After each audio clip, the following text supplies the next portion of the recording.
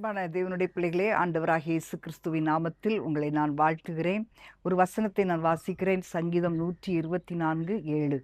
வேடருடைய கண்ணிக்கு தப்பின குருவியைப் போல நம்முடைய ஆத்துமா தப்பிற்று, கண்ணி தெறித்தது, நாம் தப்பினோம். தாவீதுடைய வாழ்க்கையில இதை சொல்லும்போது அவன் தன்னுடைய சொந்த பலத்தினால ஒரு ஜெயத்தை அடைந்தேன் அப்படின்னு சொல்லல. நான் தப்புனேன் அப்படின்னு சொல்லல. கண்ணி தெறித்தது, நாம் தப்பினோம் அப்படின்னு சொல்றான். அதாவது மனிதனால் முடியாத நேரத்துல தேவன் நமக்காக செயல்படுகிற காரியம்தான் இந்த காரியம். கண்ணி தெறித்தது. நம்முடைய வாழ்க்கையில எத்தனையோ காரியங்கள் உண்டு. அவைகளை எல்லாம் கடந்து நாம் தப்பித்து வரும்படியாக ஆண்டவர் நமக்கு உதவி செய்கிறார். ஒரு வேடன் பறவைய பிடிக்கணும்னு நினைக்கும் போது வேகமா ஓடி ஓடி பிடிக்க மாட்டான் இல்லையா?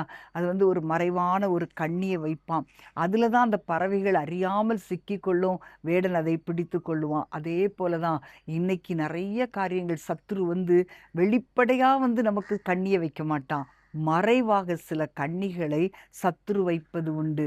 மரண பயத்தின் ஒரு கண்ணி, சோதனையின் கண்ணி, ஒருவேளை பழைய பாவ பழக்க வழக்கங்களை திரும்ப தொடர வைக்கக்கூடிய ஒரு கண்ணி, தவறான ஃப்ரெண்ட்ஷிப் என்ற கண்ணி, தவறான ரிலேஷன்ஷிப் என்ற கண்ணி, தொழில ஒரு முன்னேற்றம் வரவிடாமல் அதை தடுத்து கடனுக்கு மேல கடன், அந்த கண்ணி, இப்படிப்பட்ட கண்ணிகள் நம்முடைய வாழ்க்கையில சத்துரு வைக்கிறான். ஆனா அன்பான தேவனுடைய பிள்ளைகளே, நீங்க பயப்படாதிருங்கள். நம்முடைய ஆண்டவர் நம்மை தப்பிக்க பண்ணுகிறவர், நம்மை விடுவிக்கிறவர். எப்படிப்பட்ட கண்ணி, ஒருவேளை பெருமையின் கண்ணியா இருக்கலாம், தவறான எண்ணங்கள் உள்ள கண்ணியா இருக்கலாம். எதுவா இருந்தாலும் இன்றைக்கு ஆண்டவர் உங்களுடைய வாழ்க்கையிலே ஆண்டவர் பெரிய காரியங்களை செய்து அந்த கண்ணி தெறிக்க பண்ண போகிறார். ஹல்லேலூயா. பல நேரங்கள்ல ஆபத்துல நம்ம இருக்கிறது நமக்கு தெரியாது. ஆனா நம்முடைய கண்களுக்கு தெரியாத சூழ்நிலை, தெரியாத கண்ணிகள், தெரியாத காரியங்கள் இருக்கும்போது அதை நம்முடைய வாழ்க்கையிலே ஆண்டவர் அதை விலக்கி போட அவர் உண்மை உள்ளவராயிருக்கிறார். அவர் சரியான நேரத்திலே ஆண்டவர் நம்மை காப்பாற்றுகிறவர். இப்ப தானியேலை அழிக்க முடியாத சத்துருக்கள் எந்த காரியத்திலையும் அவனை குற்றப்படுத்த முடியாம அந்த சத்துருக்கள் என்ன பண்றாங்கன்னா, அவனுடைய தேவனுக்கு அடுத்த விஷயத்துல எப்படியாவது குற்றப்படுத்தணும்னு சொல்லி அவங்க சொல்றாங்க. 30 நாட்கள் யாருமே ராஜாவை தவிர வேற யார்கிட்டையும் ஜெபம் பண்ணக்கூடாது. இதுதான் அவங்களுடைய ஃபோக்கஸ். என்ன அப்படின்னா, தானியேல் ஜெபிக்காம இருக்க மாட்டான்னு தெரியும். அப்ப இந்த விஷயத்துல குற்றப்படுத்தினாதான் அவனை என்னதாவது பண்ணலான்னு சொல்லி அவனுக்கு விரோதமா சதி பண்றாங்க. ராஜாட்ட சொல்லி அதுக்கு முத்திரையும் போட்டாச்சு. ஆனா நம்ம பார்க்கும்போது தானியேல் அவன் அந்த பத்திரத்துக்கு கையெழுத்து வைக்கப்பட்டதுன்னு தெரிஞ்ச பிறகு கூட அவன் வேதத்துல பார்க்கிறோம், அவன் தான் முன் செய்து வந்தபடியே ஆண்டவரை நோக்கி அவன் ஜெபம் பண்ணான். பாருங்களேன். ஆனா சிங்கக்கவியில போடப்பட்டான். அந்த சிங்கங்கள் ஒண்ணுமே அவனை சேதப்படுத்தல. அவன் சொல்றான், சிங்கங்களின் வாய்களை கர்த்தர் தம்முடைய தூதனை அனுப்பி கட்டி போட்டார் அப்படின்னு சொல்றான். அப்போ இத பாருங்க, இந்த 122 அதிகாரிகளை திரும்ப சிங்கக்கவியில கொண்டு போடும்போது அந்த சிங்கங்கள் இவங்க அடியில போய் சேரும் முன்பாகவே அந்த சிங்கங்கள் அவங்களை துரத்தி பிடிச்சது, அவங்களை கொன்று போட்டது.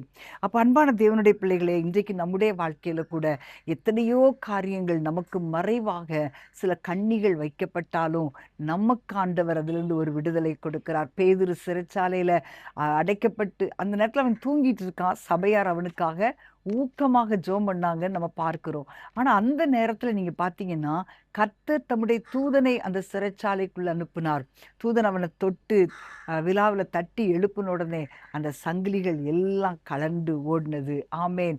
அப்படியே கதவு திறந்தது. அந்த இருப்பு கதவண்டையில வரும்போது பைபிள்ல வசனம் சொல்லுது, அந்த இருப்பு கதவு தானாக திறவுண்டது. ஒரு செகண்ட் தான், ஒரு செகண்ட்ல ஆண்டவர் அந்த கண்ணியை உடைத்தார். அன்பான தேவனுடைய பிள்ளைகளே, இன்றைக்கு உங்களுடைய வாழ்க்கையில ஏதாவது ஒரு கண்ணி இருக்குதா? நீங்க கொஞ்சம் யோசிச்சு பாருங்களேன். உங்களுடைய வாழ்க்கையில ஒரு பிரச்சனை இருக்கலாம். சில நேரங்கள்ல கடன் என்கிற பிரச்சனை இருக்கலாம். வியாதி அப்படின்ற பிரச்சனையோடு நீங்க வாழ்ந்து கொண்டிருக்கலாம். பயங்கரமான நஷ்டன்ற பிரச்சனைகள்ல வாழ்ந்து உட்கார்ந்து கொண்டிருக்கலாம். டாக்டர்ஸால கூட தீர்க்க முடியாத ஒரு வியாதியில நீங்க காணப்படலாம். டாக்டர்ஸ் கூட எங்களால் முடியாதுன்னு அவங்க சொல்லியிருக்கலாம். ஆனா அன்பான தேவனுடைய பிள்ளைகளே, நீங்க எவ்வளோ பலமான கன்னியா இருந்தாலும் நம்முடைய ஆண்டவருக்கு அது லேசான காரியம். எத்தனை பேர் நம்புறீங்க? இதுதான் நம்ம இதில் நம்ம பயப்பட வேண்டிய அவசியமே இல்லை. போராட்டங்களை பார்த்து, பிரச்சனைகளை பார்த்து நாம் பயப்பட வேண்டிய அவசியமே இல்லை. நம்ம வாசிக்கிறதின்படி கண்ணி தெரித்தது, நாம் தப்பினோம். ஆமேன், ஹalleluya. இது ஒரு வெறும் வசனமாக இல்லாமல் நம்முடைய வாழ்க்கையின் அனுபவமாக மாற வேண்டும். பிரியமானவர்களே, இன்றைக்கு ஏதோ ஒரு கண்ணில நீங்க சிக்கி இருக்கிறீங்களா?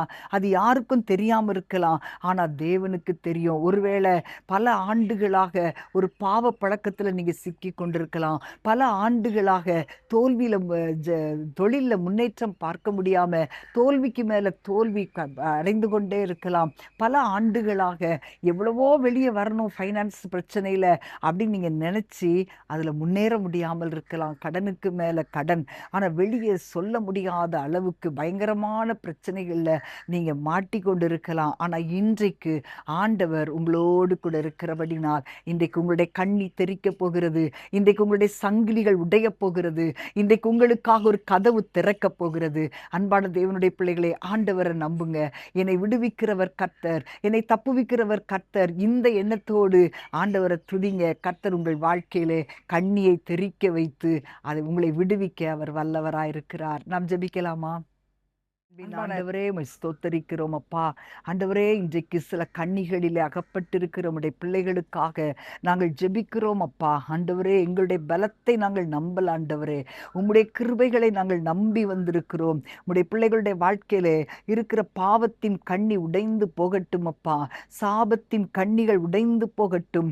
வியாதிகள் கண்ணிகள் உடைந்து போகட்டும் ஆண்டவரே. கடன் என்கிற கண்ணிகள் உடைந்து போகட்டும்.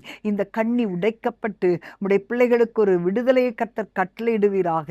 இன்றைக்கு காணப்படுகிற எந்த பிரச்சனையானாலும் உடைய பிள்ளைகளுடைய வாழ்க்கையில் அது நிரந்தரம் அல்ல. என் ஆண்டவர் விடுவிக்கிறவர் என்பதை உடைய பிள்ளைகள் தங்களுடைய வாழ்க்கையில அனுபவிக்கட்டும் அப்பா.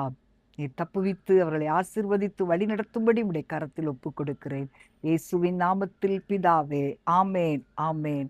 இன்றைக்கு உங்களுடைய வாழ்க்கையில எவ்வளவு பெரிய கண்ணியாக இருந்தாலும் பயப்படாதிருங்க. ஆண்டவர் அந்த கண்ணியை உடைத்து உங்களை தப்புவிக்க பண்ணுவார், உங்களை ஆசீர்வதிப்பார். ஆண்டு